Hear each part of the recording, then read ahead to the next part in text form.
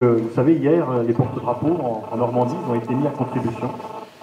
Ils étaient debout très tôt et ils se sont couchés très tard. Et certains d'entre eux sont là aujourd'hui. Je crois que ça mérite un salut tout particulier.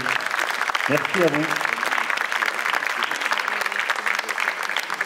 On les a préservés un peu du soleil et de la fatigue. On leur a permis qu'ils soient assis. Quelques mots. Tout d'abord, pour excuser l'absence du ministre Jean-Marc Todeschini, de ce défense chargé des anciens combattants et de la mémoire. Il n'a pu être parmi vous aujourd'hui. Il était rendu toute la journée hier, une très grosse journée sur les plages de Gold Beach, sur les plages de Juno Beach. Il a honoré, il a décoré des vétérans du D-Day. Chargé aujourd'hui non seulement de le représenter, mais surtout chaleureux. « 71 ans donc après le déclenchement de cette opération Overlord, la plus formidable opération militaire de tous les temps, 71 ans après une lutte sans merci, où s'est joué l'avenir du monde libre, de tout le monde libre. Notre volonté, vous le prouvez aujourd'hui, notre volonté est toujours intacte pour préserver la mémoire des soldats du département qui ont été fauchés en pleine jeunesse. Ces héros qui sont là, qui nous entourent et qui dorment maintenant dans les cimetières de Normandie depuis 71 ans, ça fait long. Et leur présence, elle est toute proche et elle rafraîchit notre mémoire. Elle nous rappelle aussi la richesse, la liberté qu'ils nous ont apportée. Je voulais simplement vous dire que nous sommes et nous serons toujours fidèles au souvenir. C'est notre engagement de la République française en cette année qui est le 70e anniversaire des camps de la mort, 70e anniversaire de la vie de 1945. Réaffirme son reconnaissance à tous les valeureux combattants de la Seconde Guerre mondiale, et on en a ici, et aujourd'hui, dans ce cimetière particulier, aux valeureux combattants du débarquement et de la bataille de Normandie. Sans forcer les mots, on peut ranger ce débarquement du D-Day parmi les seuils de l'histoire. L'événement a été souvent raconté. Il est inscrit dans nos esprits par tant de souvenirs, tant de livres, tant de commémorations, tant de films, ça a été, et tant d'images, qu'il commandera encore longtemps la fin des générations à venir. Que nos descendants, formons le vœu que notre toujours être inspiré, pris et par valeur de ces combats. Merci à vous.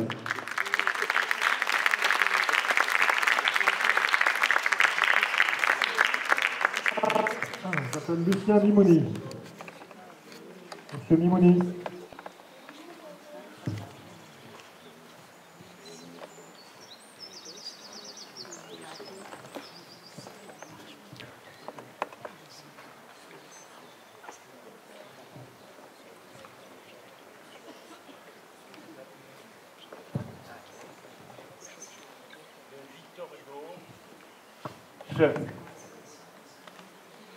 Ceux qui pieusement sont morts pour la patrie ont droit qu'à leur cercueil la foule vienne et prie. Entre les plus beaux noms, leur nom est le plus beau. Toute gloire auprès d'eux passe et tombe éphémère, et comme ferait une mère, la foi d'un peuple entier les verse en leur tombeau.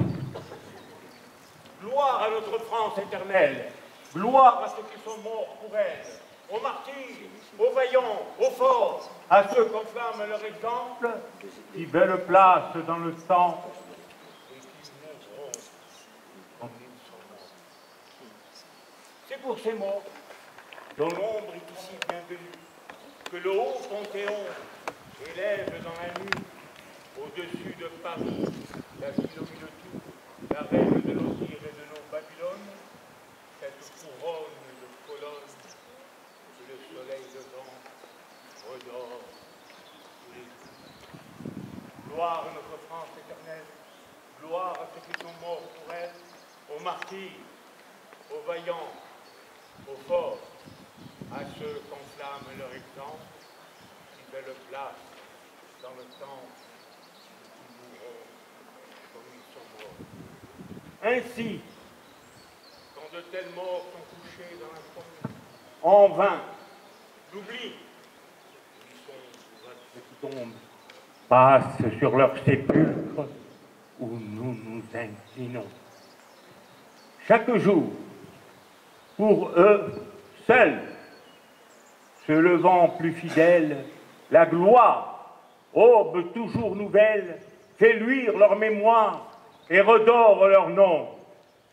Gloire à notre France éternelle, gloire à ceux qui sont morts pour elle, aux martyrs, aux vaillants, aux forts, à ceux qu'enflamme leur exemple, qui veulent place dans le temple et qui mourront comme ils sont morts.